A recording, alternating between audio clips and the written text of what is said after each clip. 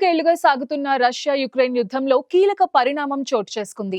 రష్యాతో యుద్ధాన్ని ముగించేందుకు తాము సిద్ధంగా ఉన్నట్టు యుక్రెయిన్ అధ్యక్షుడు జెలెన్స్కీ వెల్లడించారు. సౌదీ అరేబియాలోని జెడ్డాలో జరిగిన అమెరికా యుక్రెయిన్ ప్రతినిధుల సమావేశంలో ఈ మేరకు ఒప్పందం జరిగింది. అమెరికా ప్రతిపాదించిన 30 రోజుల కాల్పుల విరమణకు యుక్రెయిన్ అంగీకారం తెలిపింది. దీంతో ఇప్పుడు రష్యా నిర్ణయంపై ఉత్కంఠ నెలకొంది.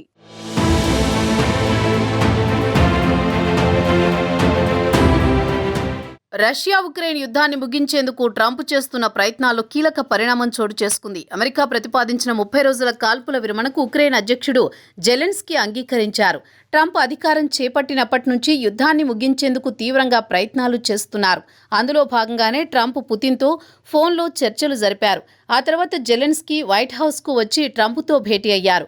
ఉక్రెయిన్లోని ఖనిజాల్లో అమెరికాకు వాటా ఇవ్వాలని ట్రంప్ కోరగా దానిపై ఒప్పందం చేసుకునేందుకు జెలెన్స్కీ అమెరికా చేరుకున్నారు.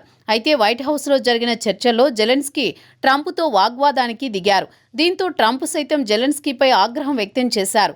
ఎలాంటి ఒప్పందాలు జరగకుండానే ఈ చర్చలు అర్ధాంతరంగా ఆగిపోయాయి. జెలెన్స్కీకి యుద్ధాన్ని ముగించాలని లేదని ట్రంప్ మండిపడ్డారు. ఉక్రెయిన్ శాంతి చర్చలకు అంగీకరించే వరకు ఆ దేశానికి సైనిక సాయాన్ని నిలిపివేస్తున్నట్లు ట్రంప్ ప్రకటించారు. దీంతో జెలెన్స్కీ ఒక మెట్టు దిగారు. తాము శాంతి చర్చలకు సిద్ధంగా ఉన్నామన్నారు. ఈ నేపథ్యంలోనే ఇటీవల సౌదీ అరేబియాలోని జెడ్డా నగరంలో అమెరికా, ఉక్రెయిన్ ప్రతినిధులు చర్చలు జరిపారు. ఈ చర్చల్లో అమెరికా 30 రోజుల కాల్పుల విరమణ ప్రతిపాదన చేయగా దానికి ఉక్రెయిన్ అంగీకారం తెలిపింది.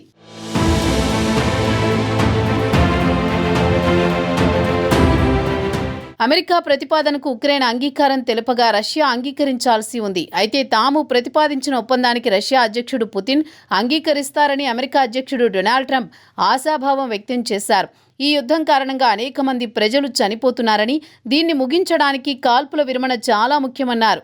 ఉక్రెయిన్ అధ్యక్షుడు జెలెన్స్కీతో మరోసారి చర్చలు జరిపేందుకు ట్రంప్ ఆయన్ను వైట్ హౌస్కు పిలిపించేందుకు సిద్ధమవుతున్నట్లు తెలుస్తోంది. ఇంతకుముందు యుద్ధం ఆపేయాలని ఉక్రెయిన్ని అమెరికా కోరగా అందుకు జెలెన్స్కీ షరతులు విధించారు. దీంతో ఆగ్రహించిన అమెరికా యుద్ధంలో ఉక్రెయిన్కు అందే సాయాన్ని నిలిపివేసింది. నిఘా, శాటిలైట్ సాయాన్ని కట్ చేసేసింది. ఇప్పుడు ఉక్రెయిన్ కాల్పుల విరమణ అంగీకరించడంతో అమెరికా సైనిక సహాయం, నిఘా భాగస్వామ్యంపై ఆంక్షలు ఎత్తివేస్తున్నట్లు ప్రకటించింది. ఈ చర్చలు నిర్మాణాత్మక ప్రారంభానికి నాంది పలికాయని ఉక్రెయిన్ ప్రతినిధులు తెలిపారు. ట్రంప్, జెలెన్స్కీ మధ్య జరిగిన వాగ్వాదం తర్వాత ఈ చర్చలు పెద్ద ఉపశమనాన్ని తెచ్చాయని ఉక్రెయిన్ ప్రతినిధి ఆండ్రీ యెర్మాక్ పేర్కొన్నారు. ఈ చర్చల్లో అమెరికా విదేశాంగ మంత్రి మార్కో రుబియో, జాతీయ భద్రతా సలహాదారు మైక్ వాల్జ్ కూడా పాల్గొన్నారు. 2014 తర్వాత రష్యా ఆక్రమించుకున్న భూమిపై ఉక్రెయిన్ ఆశలు వదులుకోవాల్సిందేనని అమెరికా విదేశాంగ మంత్రి రుబియో స్పష్టం చేశారు.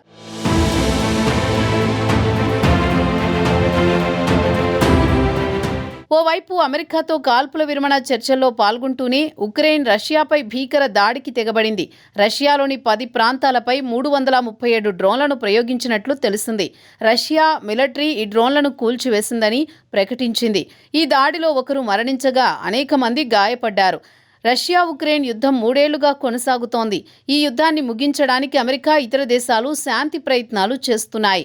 కాల్పుల విరమణ ఒప్పందం ఈ ప్రయత్నాలలో ఒక ముఖ్యమైన అంశం. ఇక రష్యా ఈ ఒప్పందాన్ని అంగీకరిస్తుందో లేదో అనేది ఇప్పటికీ అనిశ్చితంగా ఉంది.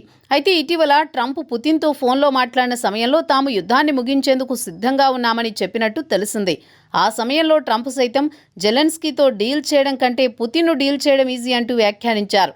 ఇక ఉక్రెయిన్కు సైనిక సాయం నిలిపివేసిన తర్వాత యుద్ధాన్ని ముగించేందుకు పుతిన్ ముందుకు రాకపోతే రష్యాపై భారీగా ఆంక్షలు విధిస్తామని హెచ్చరికలు జారీ చేశారు. ఇప్పుడు అమెరికా ప్రతిపాదించిన కాల్పుల విరమణకు ఉక్రెయిన్ ఓకే చెప్పడంతో పుతిన్ ఏం చేయబోతున్నారనే ఉత్కంఠగా మారింది.